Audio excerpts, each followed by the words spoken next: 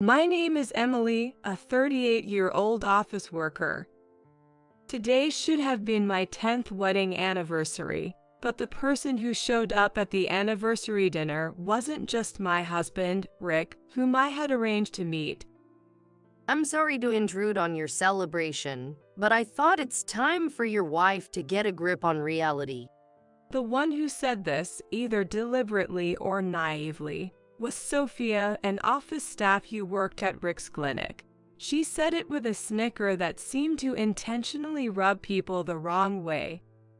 Sophia must be about 23, having graduated from college and started working last spring. Reality? What reality do I need to understand exactly? I said that while glancing at Rick, who was sitting next to Sophia opposite of me. He grinned wickedly at me. Well, despite my obvious efforts to exclude you, you never noticed anything about me and Sophia, right? There's no need to hide it anymore. So I thought we might as well clear the air. That's because Rick and I are in love. So I'd like you to step aside quickly. Sophia said that while flaunting a shining ring on her left ring finger. So, you two were having an affair, and now you want to marry her, so I'm in the way. Even now, you're not shedding a single tear. You really are a scary woman. But yay, you're right, and I'm not going to deny it. I'm not a monster. I'm willing to give you some money if you leave me. Rick said this with a smug look, and Sophia gazed at him adoringly. I lost my appetite, even for the fancy French full course, so I decided to leave. But before I did, I turned to Rick and Sophia and said, if we're going to split up, I'll need some time to prepare. Let's say next Thursday afternoon. It's your clinic's day off, so that should work well for you, right? With that, I left the restaurant. I hailed a cab on the street and gave the driver my parents' address. As I gazed out at the night view, I murmured to myself, how did it all come to this? And began to reflect on how Rick and I met and our 10 years of marriage. We met 15 years ago. It was when I had just graduated from college and started working at a real estate management company. Rick, the same age as me, had been commuting from his parents' home in a neighboring state to college. But from his 5th year in medical school, clinical training got so busy that he wanted to rent an apartment or condo near the university to get more sleep. However, he couldn't find a place that met all his needs within his budget, which was a common issue. After being turned away by several other realtors, he came to our real estate agency. Finding a place that meets all your criteria within your budget is a bit difficult. I think you'll have a hard time at other agencies too. I said that to him after showing him some options and visiting 2 of them. Even if he liked them, they weren't Weiss's budget. He didn't seem too worried, thinking he might find a hidden gem. So, I took a chance and spoke my mind, even though it might be rude to a customer. Rick was surprised, asking, really? So I won't find anything at other real estate agencies either. He didn't seem angry, more like he genuinely thought he could make it work. If you really want to live around this station, you might find something if you're willing to compromise on other conditions. He thought of my suggestion for a while, then said he'd come back another time. Honestly, I thought we wouldn't do business with him and forgot about it. But 2 years later in the spring, Rick came back. He had graduated from medical school and passed the medical board exams, starting his 2-year residency. He said he could afford a higher rent this time. We looked at several properties with his new budget, and he chose one in the same area where I was living alone. Of course, I didn't tell him that, but when I mentioned how good and affordable the local supermarket and the Chinese restaurant's lunch are, he figured it out. Soon, we started running into each other in the neighborhood, after work or on weekends. Initially wary, I was drawn to Rick's carefree laughter and we eventually started dating. Even though he went to the US for medical training for a year, we decided to get married when I was 28, 3 years into our relationship. At that time, Rick had just transferred to a hospital run by a senior's family. He had prioritized repaying his student loans, so I paid for our new home and most other expenses. We debated about the wedding but decided on a small family reception at my father's insistence. I wore the wedding dress my grandmother had made for my mother. My mother had passed away when I was in high school, but wearing her carefully preserved dress, I saw my usually cheerful father and brother cry, saying, "I wish your mother could have seen this. Surely she's watching from above," he said, tears flowing unabashedly. Seeing this, I couldn't help but cry too. Seeing me tear up, my aunt, also getting teary-eyed, said, "Oh dear, your makeup will run. Tears are a no-no for a bride," as she dabbed at my tears with her handkerchief. Looking back now, I think that moment during my wedding to Rick might have been the happiest in our marriage. We kept our honeymoon local and budget-friendly, just a trip to a nearby resort. Rick, looking a bit guilty for not arranging a lavish trip like some of his friends did, apologized. I took his hand and said, "Don't worry about it. What matters is feeling happy, not comparing ourselves to others." And so, we enjoyed hopping from one place to another during our honeymoon, hand in hand. For a while after, as a young doctor, Rick often had night shifts. Even though we lived in the same house, I would leave for work when he was asleep, and often return to find he was not there. I ended up taking care of all the household chores. But the increase in housework after marrying Rick was minimal. Since we rarely ate at home, it was mostly just more laundry. The cleaning was about the same whether I was alone or with Rick, so it didn't bother me much. What worried me more was Rick's health. He often skipped proper meals at the hospital, settling for snack foods or cold takeout. Seeing the dark circles under his eyes, I could only say, "Doctors collapsing from overwork isn't unheard of. Are you sure you're okay? Please relax when you're at home." Around that time, an unexpected opportunity came Rick's way. An elderly doctor, a senior alumnus of Rick's university and a colleague of his mentor, was considering retirement. He was looking for someone to take over his patients. His maternity clinic was known for its trusted, personalized care and was popular among families for generations. The owners then, a couple who had run the clinic together, had no family or relatives to pass it on to and were at a loss. Rick's mentor suggested him for the job. Coming from a non-medical family, Rick seemed like the perfect successor. Although he was initially hesitant about obstetrics and gynecology, Rick was inspired by the sense of mission he felt from the owners during his visit and decided to take up the mantle. From then on, despite the frequent night shifts, Rick was dedicated to his mission of overseeing the miracle of life. I supported him as best I could, standing by his side. Rick started his new life as the town's obstetrician gynecologist at the old doctor's maternity clinic. The cheerful and young Rick quickly became popular at the clinic, with patients saying they felt reassured knowing he was taking over it.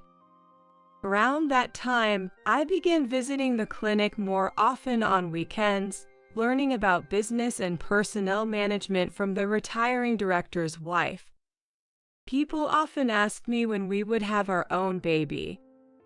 Apparently, whenever asked, Rick would say, "I'd welcome a baby anytime, but my wife wants to prioritize her career for now."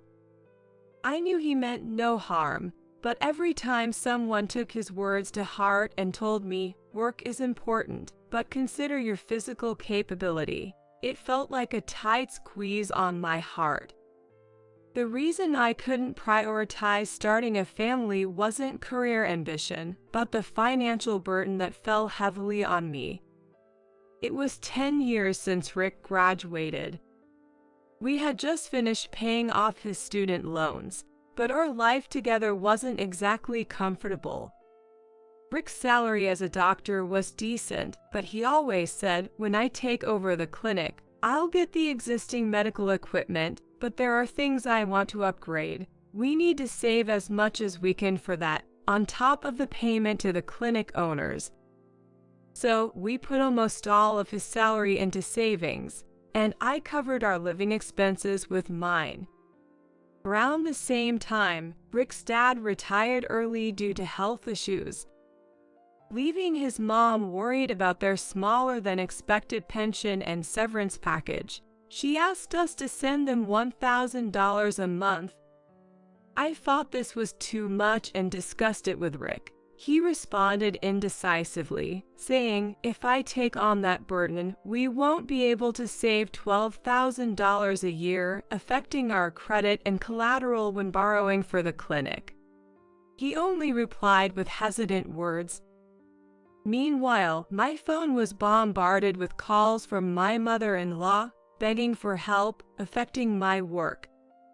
Eventually, we settled on using my entire bonus for their support, with any shortfall covered from my savings. This meant I absolutely couldn't afford to take time off work, putting farts of a child on hold. I had come to terms with it, but I wished Rick had at least confided in the clinic owners. Why make it seem like it was my selfishness preventing us from having a child? Looking back, I realized that this was when small doubts and irritations about Rick began to accumulate in my mind. Finally, Rick took over the clinic. Most of the staff, being older, retired, so we needed to hire new staff. The clinic building was also aging and needed reconstruction for better earthquake resistance. While the previous owners covered the demolition and removal costs, the expenses for the land, new building, modern medical equipment, computers, and furnishings for the hospitalization facilities flew away like feathers.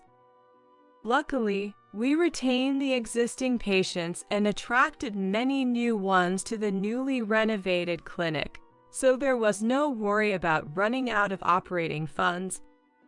I was supposed to quit my job and help at the clinic full-time, but considering the financial support for my mother-in-law, I decided to keep my weekday job and help at the clinic on weekends. After about a year, my coworkers, knowing about Rick's clinic, often visited as patients. But around that time, I started receiving hesitant messages like, I hate to say this, but... They mostly said the same thing. The attitude of the doctor and the receptionist is concerning. Some were more specific, saying, I had an appointment, but the consultation was rushed and ended abruptly, or the nursing staff keeps changing, making it unsettling. True enough, staff who said they wanted to work long-term during interviews were leaving within just 2 months. When I was handling employment insurance paperwork, I found it odd and asked Rick about the high staff turnover. He said, maybe their expectations didn't match reality. You know, maternity clinics are often associated with the joy of meeting babies, but there are tough outcomes in medical settings too. Maybe that broke their spirit. I accepted that explanation at the time.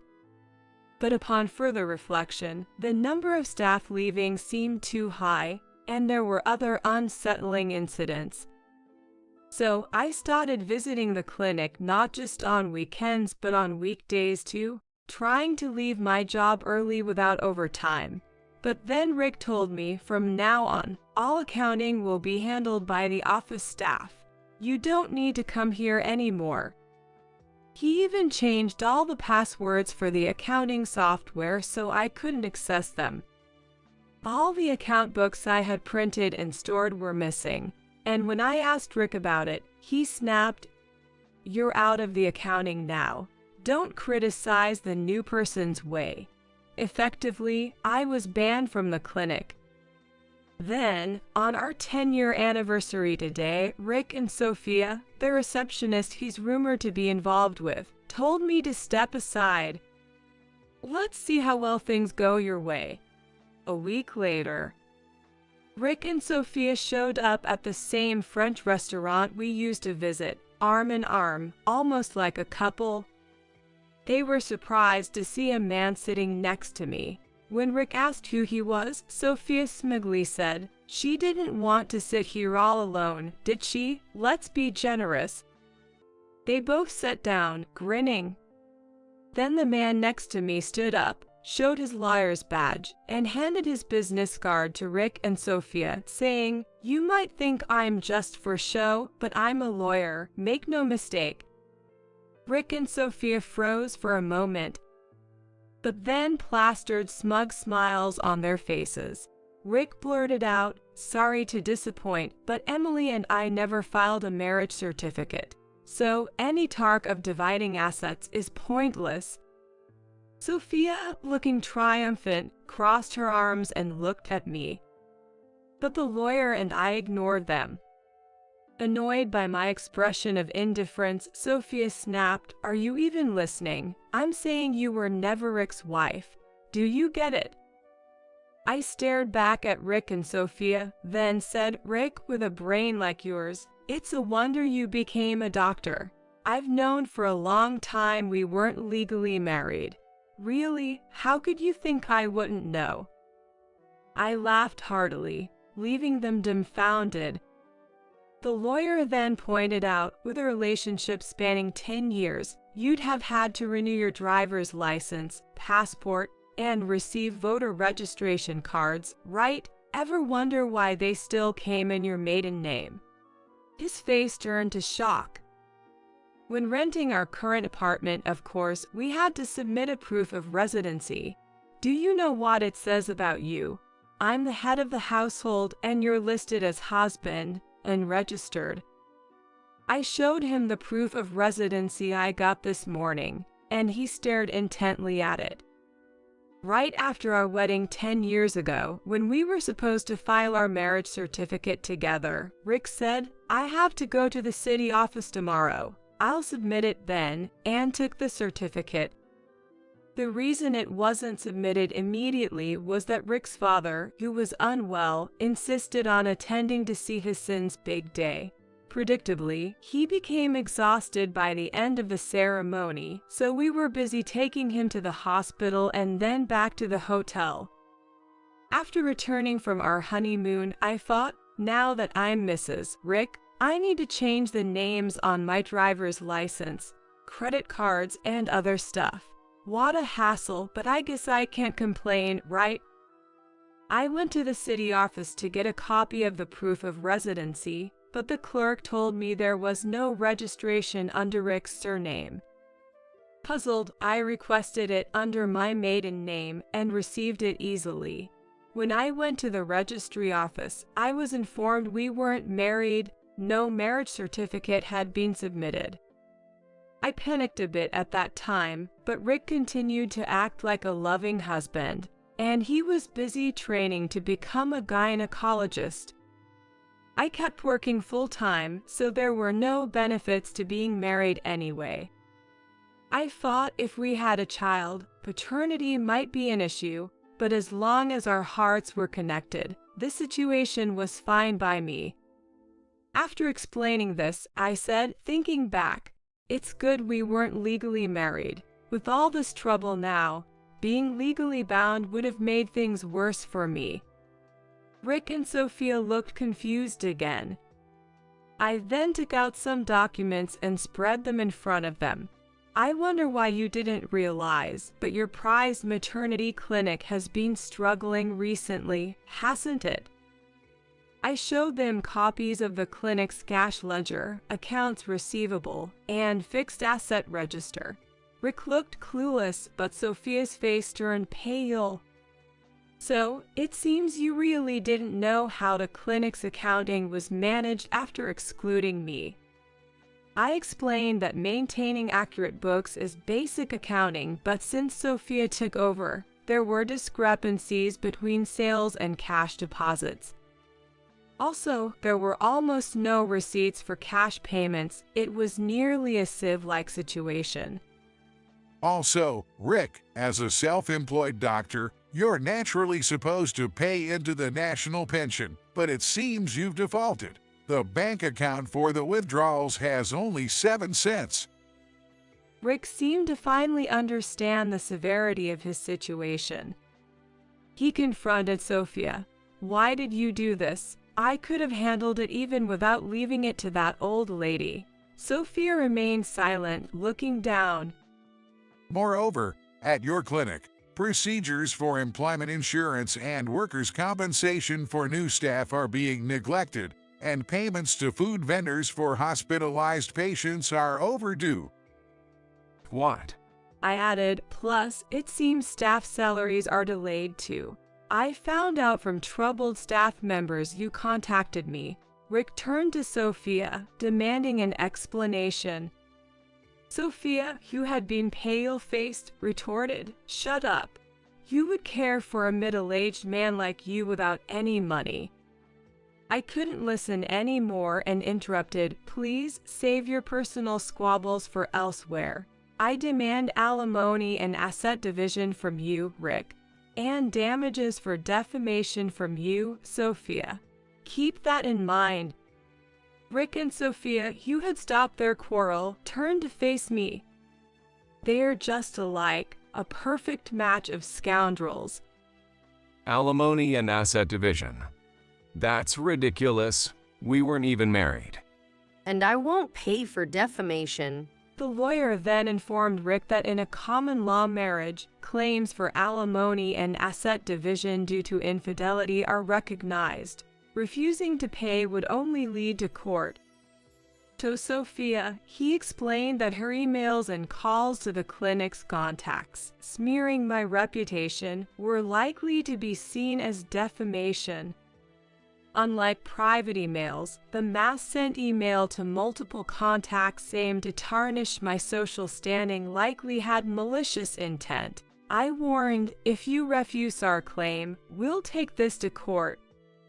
Your relationship with Rick will be proven in court and become a public record," I added, silencing them. After leaving the two speechless and slumped in their chairs, I exited the restaurant's private room. Subsequently, legal documents arrived, and they couldn't find any law firm to take their case.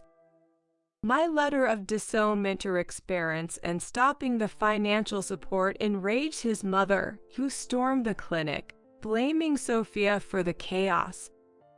Patient reviews and social media posts worsened the clinic's reputation. Frustrated staff quit, initiating a collective lawsuit for unpaid wages. Rick, seeking peace, surrendered all his assets for alimony, staff, and vendor payments. However, it wasn't enough. Additionally, Sophia's skimming and revenue discrepancies led to tax issues. Though not tax evasion, Rick had to pay extra taxes. These actions led to a bank reassessment, resulting in the clinic's seizure and bankruptcy. Sophia quickly paid the demanded amount, likely to evade Rick, who lost everything and might become a burden to her. Rumors say that Rick, once a respected doctor, nearly became homeless, wandering the streets at night looking for Sophia.